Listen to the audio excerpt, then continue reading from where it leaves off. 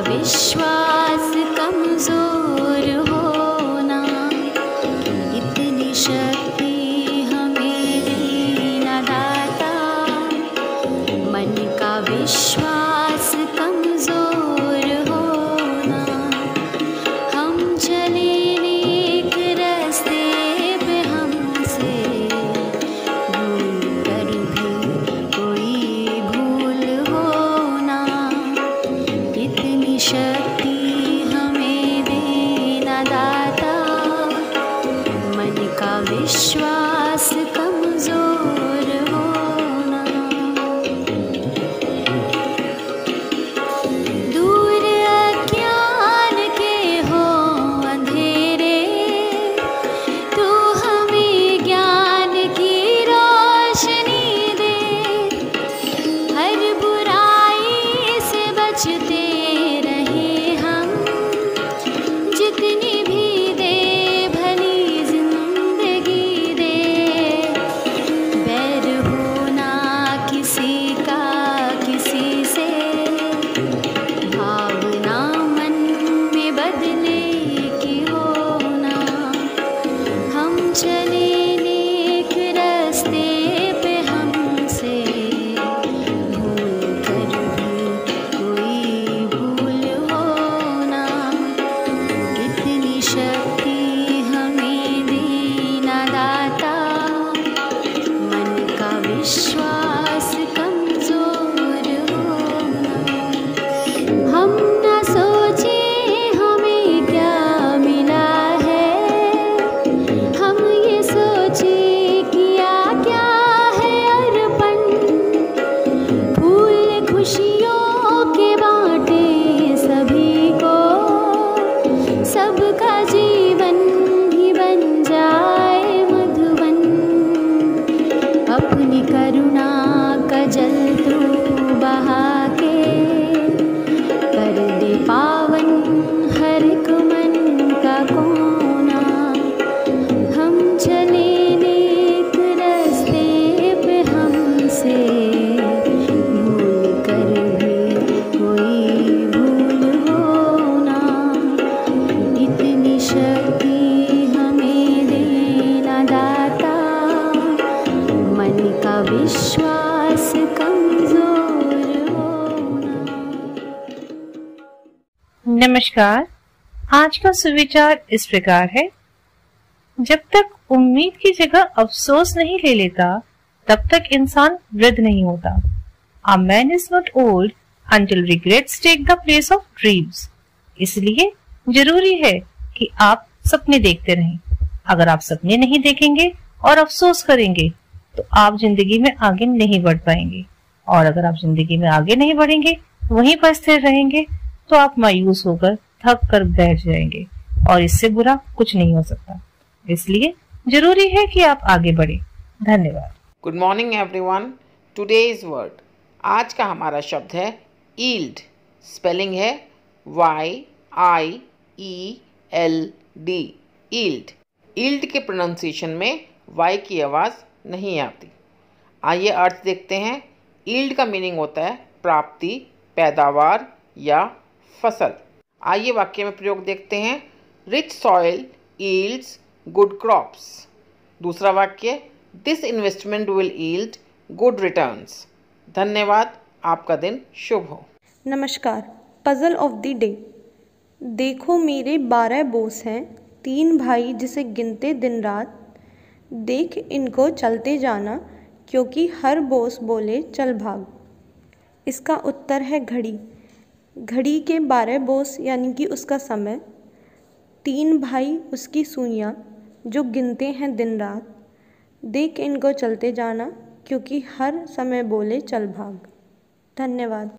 नमस्कार। मिशन अभ्युदय प्रार्थना सभा के अंतर्गत हिस्ट्री ऑफ द डे में टुडेज हिस्ट्री। सन 1853 में आज ही भारतीय रेलवे का शुभारंभ हुआ। पहली ट्रेन बम्बई और ठाणे के बीच चली थी। आज ही के दिन 1889 में दूसरे विश्व युद्ध की त्रासदी के बीच दुनिया को हंसाने वाले चार्ली चैपलिन का जन्म हुआ था। धन्यवाद। नमस्कार। अब है बारी आज के विशेष की। तो आज के विशेष में हम बात करेंगे चार्ली चैपलिन की। चार्ली चैपलिन का पूरा नाम सर चार्ल्स स्पेंसर चैपलिन था। यह एक अंग्रेजी हास्य अभिनेता और फिल्म निर्देशक थे। आप अमेरिकी सिनेमा के क्लासिक हॉलीवुड युग के प्रारंभिक से मध्य तक एक महत्वपूर्ण फिल्म निर्माता, संगीतकार और संगीतज्ञ थे।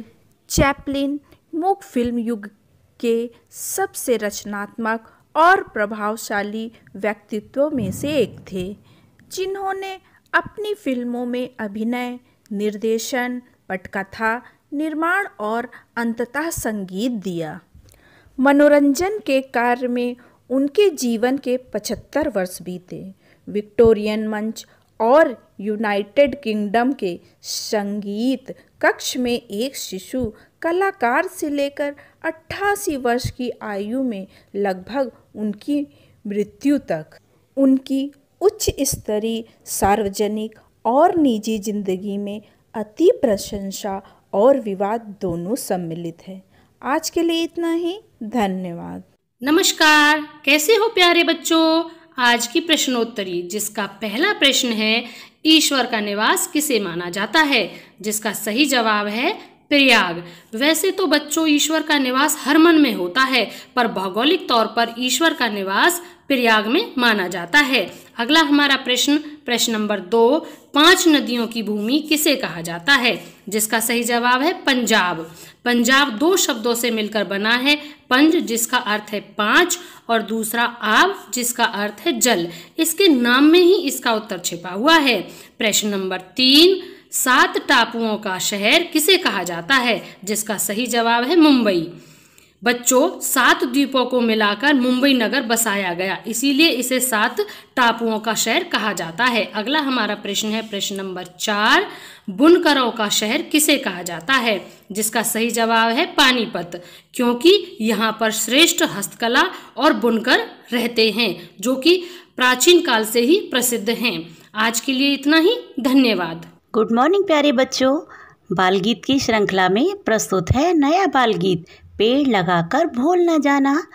पेड़ लगाकर भूल न जाना, इनको पानी रोज पिलाना। रोज सवेरे इन्हें चूम कर बहुत प्यार से फिर सहलाना। इन पर रहने दूर दूर से पंख पसारे चिड़ियाँ आए, सुबह सवेरे ची ची करके गीत खुशी के हमें सुनाए। तो फिर समझे बच्चों क्या? पेड़ लगा कर भूल न जाना, इनको पानी रोज पिलाना। तो आज के लिए बस इतना ही। धन्यवाद। नमस्कार, कहानियों की दुनिया से आज हम लेकर आए हैं कहानी बादलों की हड़ताल, जो कि आपको बहुत ही पसंद आएगी। तो क्या हुआ, एक बार बादलों की हड़ताल हो गई। बादलों ने कहा हम अगले 10 साल तक पानी नहीं बरसाएंगे। ये बात जब किसानों ने सुनी तो उन्होंने अपने हल वगैरह पैक करके रख दिए, लेकिन एक किसान अपने नियमानुसार हल चलाता रहा। उसे देखकर कुछ बादल नीचे से गुजरे और किसान से बोले, क्यों भाई, पानी तो हम बरसाएंगे नहीं, फिर क्यों हल चला रहे हो? किसान बोला, कोई बात नहीं, जब बरसेगा तब बरसेगा, लेकिन मैं हल इसलिए चला रहा हूँ कि मैं 10 साल में कहीं हल ही चलाना ना भूल जाऊं। अब बादल भी घबरा गए कि कहीं हम भी बरसना ना भूल जाएं, तो वे तुरंत बरसने लगे और उस किसान की मेहनत जीत गई। जिन्होंने सब पैक करके रख दिया था वो हाथ ही मलते रह गए। सो लगे रहो, भले ही परिस्थितियां आपके विपरीत हो, लेकिन आने वाला समय निसंदेह हमारे लिए अच्छा होगा। तो इस कहानी से बच्चों क्या शिक्षा मिली कि कामयाबी उन्हीं को मिलती है जो विपरीत परिस्थितियों में भी मेहनत करना नहीं छोड़ते हैं। किसी ने कहा है, जो पानी से नहाते हैं वो लिबास बदल सकते हैं, पर जो पसीने से नहाते हैं वो इतिहास बदल सकते हैं। तो आज की कहानी अच्छी थी ना बच्चों? धन्यवाद। नमस्कार। आज मोटिवेट और सेल्फ का विषय है मिशन अभ्युदय का अर्थ। अभ्युदय का शाब्दिक अर्थ होता है सूर्योदय और इसे उन्नति या उत्थान, उत्तरोत्तर वृद्धि या लाभ, आरंभ, कल्याण, मनोरथ की प्राप्ति आदि भावों के लिए भी प्रयोग किया जाता है। भारतीय इतिहास में अभ्युदय एक ऐतिहासिक साप्ताहिक पत्र है जिसकी शुरुआत पंडित मदन मोहन मालवीय ने की थी। सन 1907 में बसंत पंचमी के दिन हिंदी पत्रकारिता ने नया उदय देखा। यह उदय मालवीय जी के समाचार पत्र अभ्युदय के रूप में हुआ था। यह एक साप्ताहिक पत्र था। मालवीय जी ने अभ्युदय के लिए जो संपादकीय नीति तैयार की थी उसका मूल तत्व था स्वराज। महामना ने अभ्युदय में ग्रामीण लोगों की समस्याओं को महत्वपूर्ण स्थान दिया था, जिसका उदाहरण अभ्युदय के पृष्ठों पर लिखा यह वाक्य था, कृपा कर पढ़ने के बाद अभ्युदय किसी किसान भाई को दे दीजिए। प्राथमिक शिक्षा का कार्यक्षेत्र भी ग्रामीण परिवेश है। शिक्षण हमारा धर्म और बेसिक शिक्षा में उन्नयन हमारा उद्देश्य है। इसीलिए इस मिशन का नाम अभ्युदय रखा गया। इस मिशन के लक्ष्यों को पूर्ण करने में अपना योगदान देने के लिए आप सभी शिक्षकों का स्वागत है। धन्यवाद। आपका दिन शुभ हो।